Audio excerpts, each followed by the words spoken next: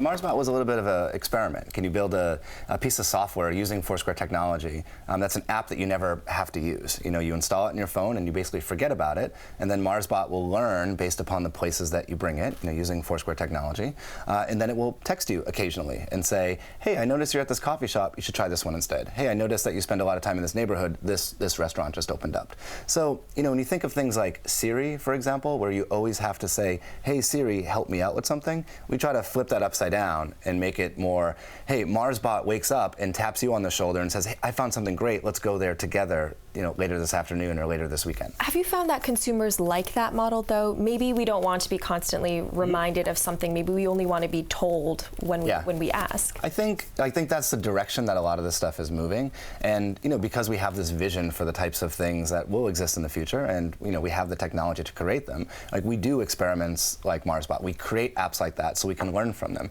Does this work? Do people like this? Does it feel right? Does it feel too heavy?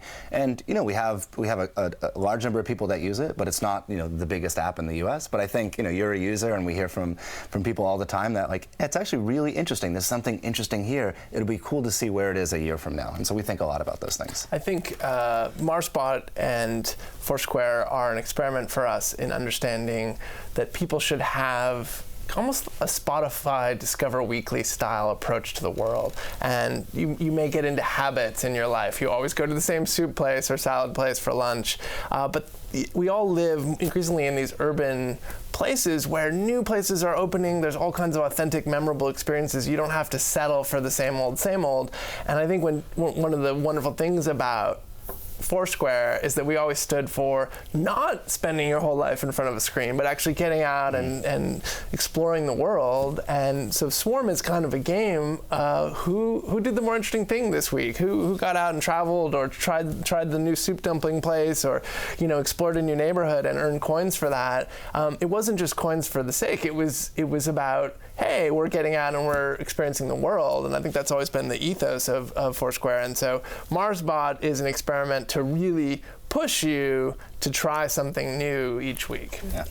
And recently there's been a ton of development in this space, and whether it's personal assistant, voice control devices, you have Alexa, Siri you mentioned, Cortana. Where do you think we are in the development of these types of devices? Yeah, there's a lot of people that are experimenting with it right now, right? So Google just launches, Google Home, and so you can talk to it in the same way that you would Alexa.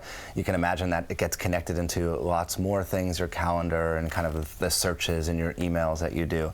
I think the grand vision is, you ever see that movie Her with Scarlett Johansson? Yes. And you've got this little thing that's talking to you all the time. Like, I think that there's something like that will exist at some point. Will it be called Siri or Alexa or Marsbot or something else? Like, that remains to be seen. But there's a lot of companies experimenting with different ways and different models of interaction, with the goal of getting to that same place.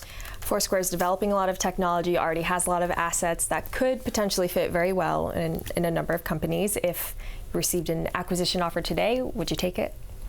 We've really been focused on building an independent, sustainable company, and so that's been the focus. Right now, a lot of the mantra inside the company is growing into a sustainable, profitable business, and we have direct line of sight. We have a plan, and we're on track, and so that's kind of really where we're focused.